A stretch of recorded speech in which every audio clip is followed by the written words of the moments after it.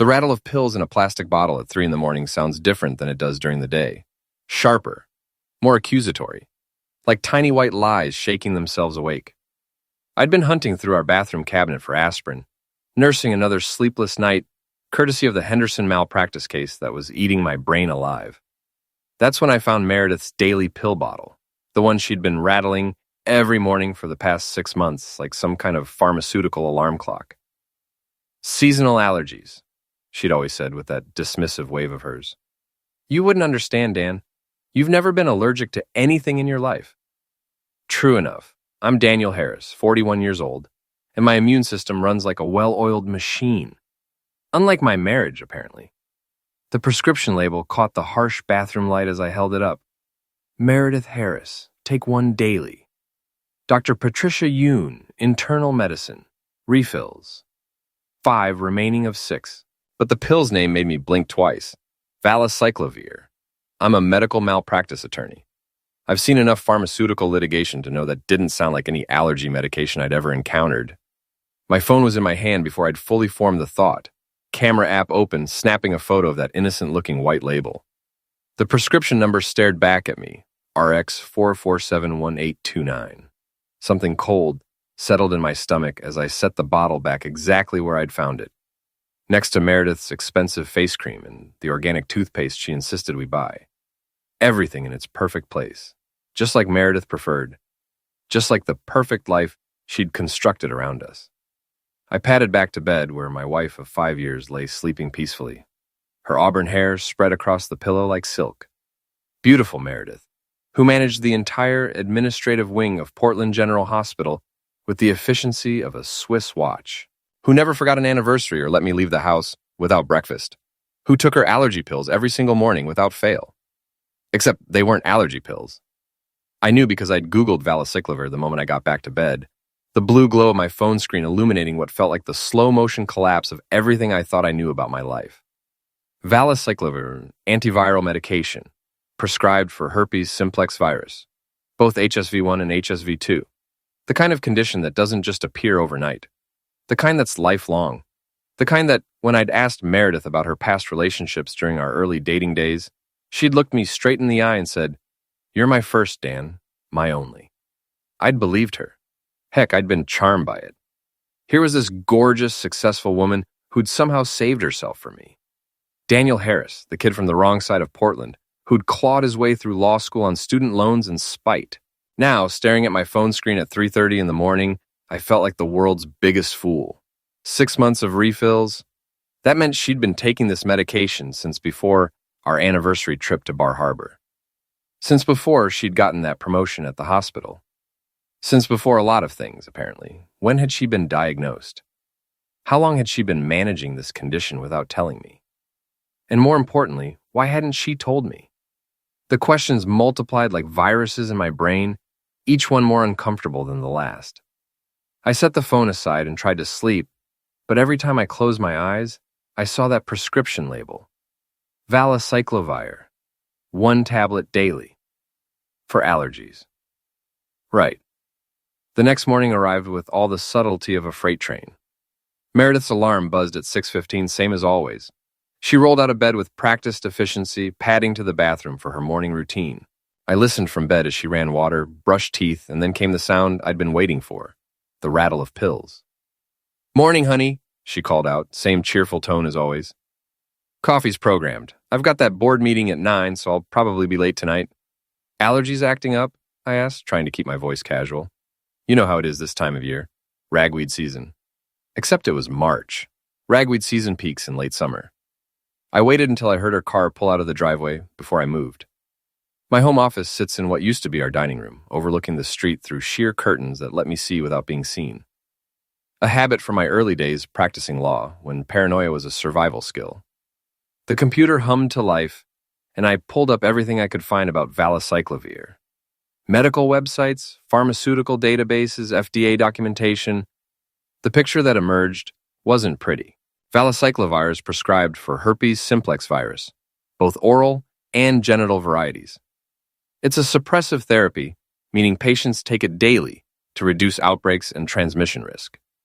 The fact that Meredith was on daily suppressive therapy suggested she'd been dealing with this for a while. A long while. I opened a new browser window and navigated to our insurance company's website. Meredith had always handled our medical insurance, claiming she understood the hospital's benefits package better than I did. I'd never questioned it. Why would I? Her login credentials were saved in the browser's password manager. Another small betrayal of trust that felt enormous now. The prescription history loaded slowly, line by line of pharmaceutical reality. There it was. Valacyclovir, 1,000 milliliters daily. Prescribed by Dr. Patricia Yoon. First filled on September 15th of last year. But there were older entries. Much older. I scrolled down, my coffee growing cold as the timeline revealed itself. Valacyclovir prescriptions going back 3 years. Different doctors, different pharmacies, but the same medication, the same condition. 3 years. We'd been married for 5. That meant Meredith had been diagnosed with herpes before we got married. Before we'd had unprotected love. Before she'd looked me in the eye and told me I was her first.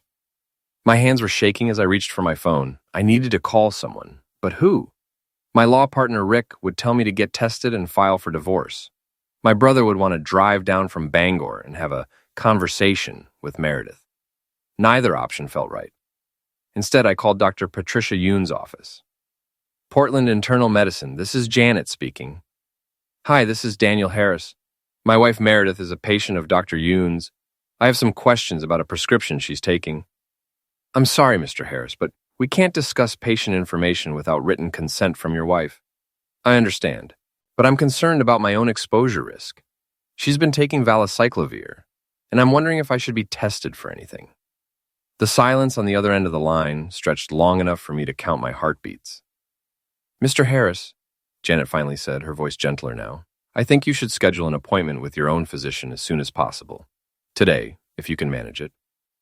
The line went dead. I sat there staring at my phone, feeling like I'd just been punched in the gut by a very polite medical receptionist. Her tone had said everything her words couldn't. Yes, you should be worried. Yes, you should get tested. Yes, your wife has been exposing you to something she never told you about. I called my doctor's office. Dr. Mitchell had been my physician since I'd moved to Portland for law school, back when I could barely afford his sliding scale fees. He'd seen me through food poisoning, a broken wrist from a motorcycle accident, and the stress-induced insomnia that came with building a legal practice from scratch.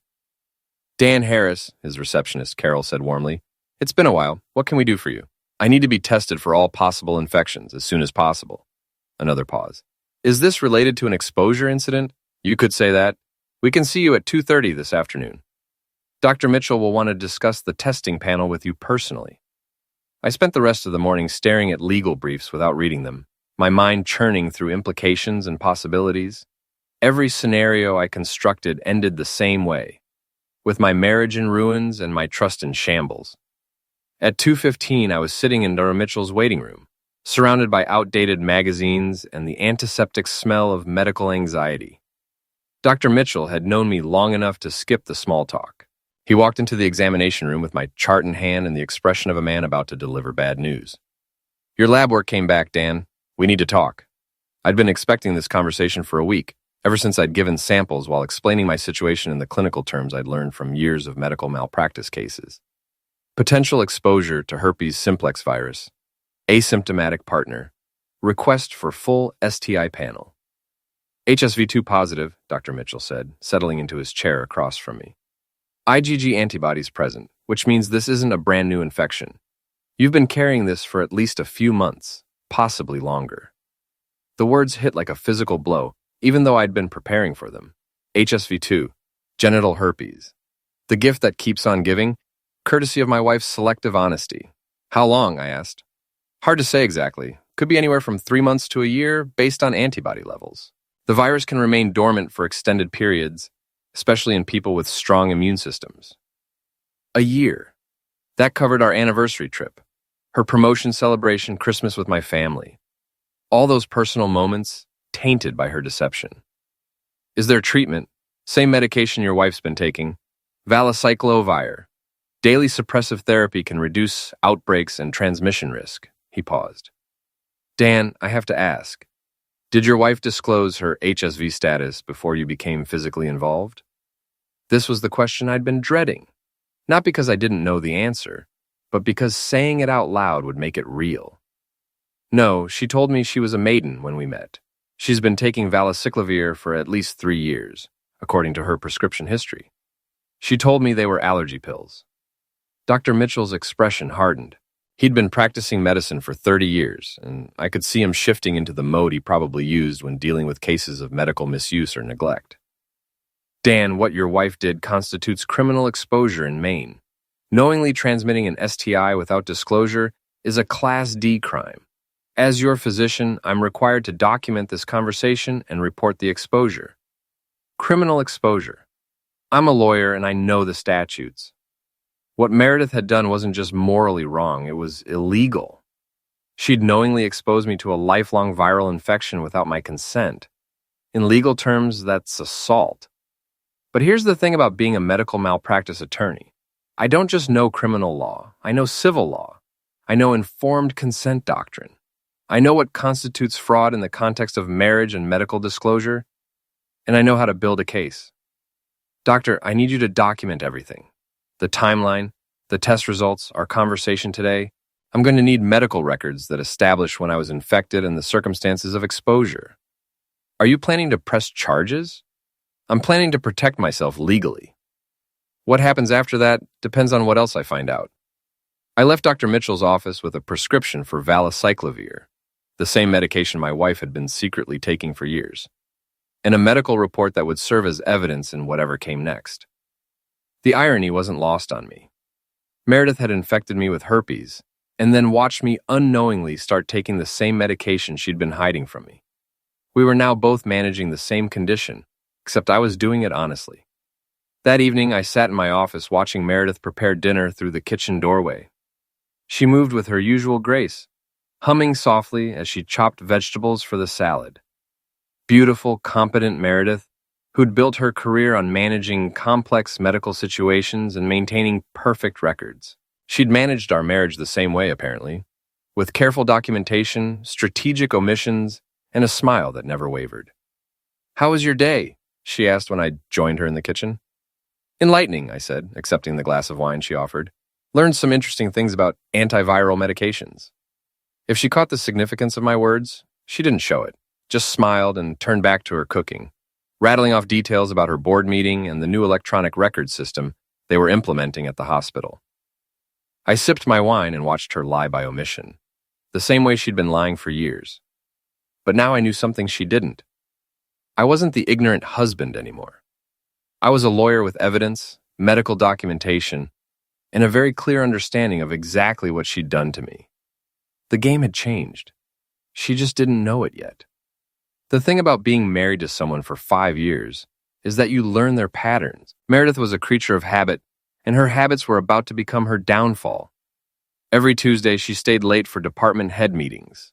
Every Thursday, she had lunch with her sister Caroline, and every third Saturday of the month, she drove to Augusta for what she called continuing education seminars. Except, Augusta is also where her ex-boyfriend lives. The same ex-boyfriend she'd dated through college. The same college where, according to her prescription history, she'd first been prescribed valacyclovir 8 years ago. I'd hired Vince Moreau to help me dig deeper. Vince had been my study partner in law school before he'd decided private investigation paid better than public defense. He was good at finding things people preferred to keep hidden, and he owed me a favor from a case I'd helped him with 2 years ago. "Your wife's got interesting travel patterns," Vince said, spreading photographs across my desk. We were meeting in my office after hours, the building empty except for the security guard who knew better than to ask questions. The photos showed Meredith's car parked outside a pharmacy in Augusta. Different angles, different dates, but always the same location. Always on those third Saturdays when she claimed to be attending seminars. "Pharmacy records?" I asked. "Can't get those without a subpoena, but I can tell you she's been a regular customer for at least 3 years. Staff knows her by name." Vince pulled out another set of photos. But here's the interesting part. These photos showed Meredith leaving the pharmacy and driving to a coffee shop downtown, meeting a man I recognized from the framed photo that used to sit on her dresser, the one that had mysteriously disappeared around the time we got engaged. Marcus Webb, her college boyfriend, the one she'd claimed was ancient history. They meet every time she comes to town, Vince continued. Coffee shop first, then they drive separately to his apartment. She stays about 2 hours, then heads home. 2 hours. Long enough for more than just catching up on old times. I need audio, I said. And that's legal. She's my wife, it's my car, and Maine is a one-party consent state for recording conversations. I can record anything I'm legally entitled to hear. Vince looked skeptical, but he knew better than to argue legal points with me. GPS tracker with audio capability. I can install it next Tuesday when she's at her meeting. That Tuesday evening, while Meredith was explaining the hospital's new patient privacy protocols over dinner, I thought about the GPS device now hidden in her car's wheel well. Such a small thing to bring down a marriage built on lies. You seem distracted, she said, reaching across the table to touch my hand. Everything okay with the Henderson case? Just thinking about disclosure requirements, I said. Amazing how much trouble people can get into when they don't reveal material information. She squeezed my hand and smiled. Good thing we don't have any secrets between us. The audacity of that statement should have made me angry. Instead, it just made me more determined to document every lie she'd ever told me. The following Saturday, I watched from my office window as Meredith loaded her car with the leather portfolio she always carried to her seminars. She waved goodbye from the driveway, same cheerful smile as always. 3 hours later, I was listening to her voice through my laptop speakers, crystal clear, thanks to Vince's high-end recording equipment. He still doesn't know, Meredith was saying, her voice filled with the kind of casual contempt that makes your blood freeze. 5 years of marriage, and he still takes my word for everything. God, Dan's so trusting, it's almost pathetic. Marcus's laughter came through clearly. What happens if he finds out? He won't. Dan's a lawyer, but he's not suspicious. He sees the best in people, especially me. Besides, what's he going to do? Divorce me? He'd have to prove I knew about the herpes before we got married. But you did know. Of course I knew. I've been managing it since college. But there's no way for him to prove that unless he gets access to my old medical records. And why would he even think to look? The recording continued for another 20 minutes, covering their physical relationship, her deception about being a maiden, and their ongoing affair that had been running parallel to my marriage for the past 3 years. Every word was clear. Every admission was detailed. Every laugh at my expense was perfectly audible. I saved the recording to 3 different devices and uploaded copies to a secure cloud server. Then I sat in my dark office, listening to my wife mock my trust while planning her next deception. But here's what Meredith didn't understand about her trusting husband. I might see the best in people, but I'm also very good at building cases. And she'd just handed me everything I needed to destroy her. I didn't confront Meredith immediately. That would have been emotional, sloppy, and ultimately counterproductive. Instead, I spent the next 2 weeks building my case like I was preparing for trial. Medical records establishing my infection timeline. Audio recordings of her admissions. Prescription histories proving she'd lied on our marriage license. Insurance forms, and every medical questionnaire she'd filled out during our relationship. Financial records showing her trips to Augusta coincided with her prescription refills and meetings with Marcus. I also did something Meredith wasn't expecting. I got tested for every other transmissible condition. Clean across the board except for HSV-2, which meant she'd only given me one lifelong disease. How considerate of her. The confrontation came on a Thursday morning. Meredith was getting ready for work, standing in front of our bedroom mirror, applying the expensive makeup that made her look flawless even at 6 in the morning. I need to ask you something, I said, watching her reflection. Sure, honey, what's up? How long have you been taking valacyclovir? Her hand froze halfway to her face, mascara wand suspended in mid-air. In the mirror, I watched her expression cycle through surprise, calculation, and finally defiance. I don't know what you're talking about. The pills you take every morning, the ones you told me were for allergies, valacyclovir, prescribed for herpes simplex virus. She turned to face me, and for the first time in our marriage, I saw her without the mask of perfection she usually wore. This was the real Meredith, calculating, defensive, and caught. Dan, I can explain. No need. I've heard your explanation already. I pulled out my phone and played a snippet of the Augusta recording. Her own voice filled our bedroom. He still doesn't know. 5 years of marriage, and he still takes my word for everything. The color drained from her face. I know about Marcus. I know about the 3-year affair. I know you were diagnosed with HSV-2 in college, 3 years before we met. I know you lied on our marriage license, our insurance forms, and every medical document you've signed since we've been together. She sank onto the edge of our bed, the fight going out of her all at once. Dan, please, let me explain. It's not what you think. It's exactly what I think. You knowingly exposed me to herpes without my consent. In Maine, that's criminal exposure. Class D crime.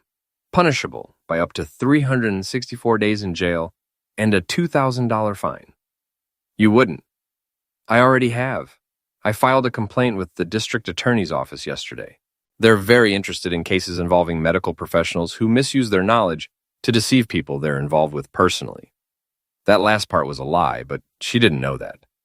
I wanted her to understand the full scope of what she'd done, not just to me, but to her career, her reputation, and her future. What do you want? She whispered. I want you to pack a bag and stay somewhere else while I decide what to do next.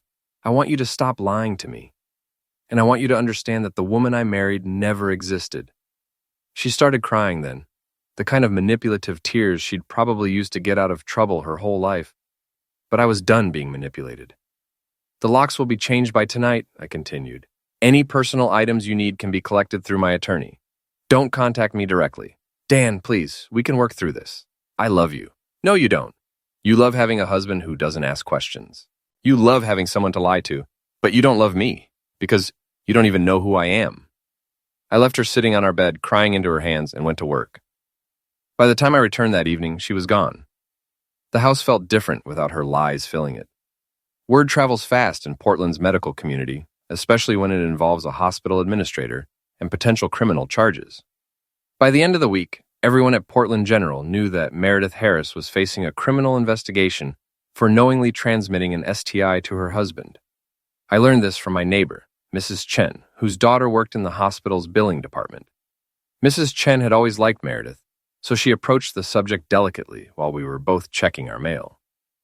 I heard Meredith's having some trouble at work, she said, not quite making eye contact. That's one way to put it. My daughter says there's going to be an internal investigation, something about professional conduct and patient trust issues. That made sense. A hospital administrator who lies about her own medical condition raises questions about her integrity in handling patient information. The board wouldn't take chances with their reputation. What I hadn't expected was the call from Marcus Webb.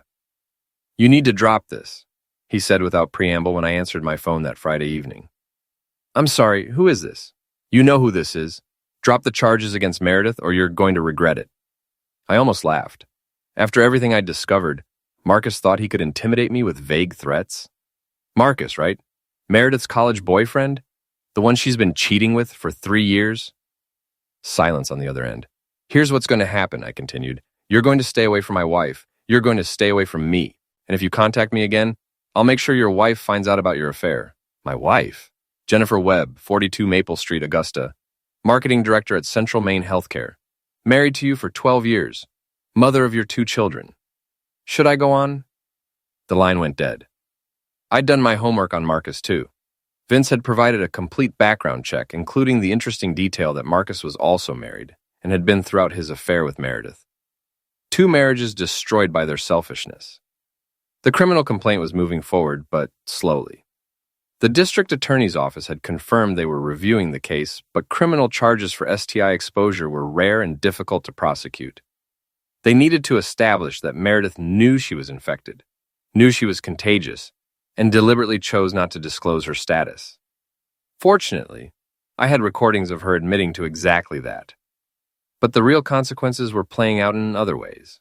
Meredith's professional license was under review by the state board. Her position at the hospital was suspended pending the internal investigation. Her affair with Marcus had become public knowledge, destroying her reputation in the medical community she'd worked so hard to join. She'd tried calling me several times, but I'd blocked her number. Any communication went through my attorney now. She wanted to reconcile, wanted to explain, wanted another chance. Too late for all of that. The divorce papers were filed on a Friday afternoon. I'd included copies of all my evidence, the prescription records, the audio recordings, the medical documentation of my infection. Under Maine law, adultery and fraud were grounds for divorce, and I had proof of both. But I'd also included something else, a civil lawsuit for intentional infliction of emotional distress, fraud, and battery. Because knowingly infecting someone with a disease is legally considered battery, regardless of whether it happens during consensual love. I was suing her for everything: the house, her retirement accounts, her car, and punitive damages for the years of deception and the lifelong medical condition she'd given me. My attorney, Sarah Morrison, had reviewed everything with the thoroughness of a surgeon. "This is one of the strongest cases I've seen," she told me during our final preparation meeting. "The audio recordings alone would be enough, but you've got documentary evidence going back years. She's going to lose everything." "Good," I said, and meant it. The deposition took place on a gray Tuesday morning in October, 6 months after I'd found that pill bottle in our bathroom cabinet. Meredith sat across from me at the conference table, flanked by her attorney, looking like a shadow of the confident woman I'd married. Sarah Morrison had prepared for this moment, like a general planning a siege. Every question was calculated to establish the timeline of deception, the deliberate nature of Meredith's actions, and the extent of damage she'd caused. "Mrs. Harris," Sarah began, "when were you first diagnosed with herpes simplex virus type 2? I invoke my Fifth Amendment right against self-incrimination. Mrs. Harris, this is a civil proceeding. Your Fifth Amendment rights don't apply in the same way. You can be compelled to answer questions relevant to this case." Meredith's attorney, David Kim, leaned over to whisper something in her ear. She nodded reluctantly. "March 15th, 2015, she said quietly. "That would be 3 years before you married my client?" "Yes." "And did you disclose this diagnosis to Mr. Harris before you engaged in a physical relationship?" "No." "Did you ever disclose this diagnosis to Mr. Harris during your 5-year marriage?" "No." Sarah continued methodically, establishing every element of fraud, every instance of deception, every lie Meredith had told. The audio recordings were played in full, Meredith's own words condemning her more effectively than any cross-examination could. When it was over, Meredith looked across the table at me with something that might have been regret. "Dan, I'm sorry. I never meant for it to happen this way. You meant for it to never happen at all," I replied. "You meant to lie to me for the rest of our lives." The settlement negotiations took another month, but the outcome was never in doubt. Meredith's attorney knew that they had no defense against the evidence I'd compiled. She agreed to give me the house, her retirement accounts, and half of her remaining assets. In exchange, I agreed not to pursue the civil lawsuit for punitive damages. The criminal charges were still pending, but the district attorney had indicated they would likely accept a plea to a misdemeanor charge with probation and community service. Meredith would avoid jail time, but she'd have a criminal record that would follow her for the rest of her career. Her medical license was suspended for 2 years. The hospital had terminated her employment for cause, which meant no severance package and no positive references. She'd essentially been blacklisted from the medical field in Maine. Marcus Webb had his own problems. His wife had filed for divorce after receiving copies of the recordings I'd made. His affair with Meredith had cost him his marriage, his children's respect, and half his assets in his own divorce settlement. The final divorce decree was signed on a Friday afternoon in November. 5 years of marriage dissolved into a stack of legal documents and a check for my attorney's fees. I kept the house, but sold it 6 months later. Too many memories, too much history. I bought a smaller place across town, closer to my office, and started over.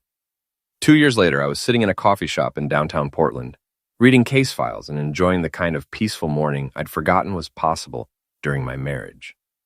No lies to navigate, no deceptions to uncover, no pills rattling in bathroom cabinets.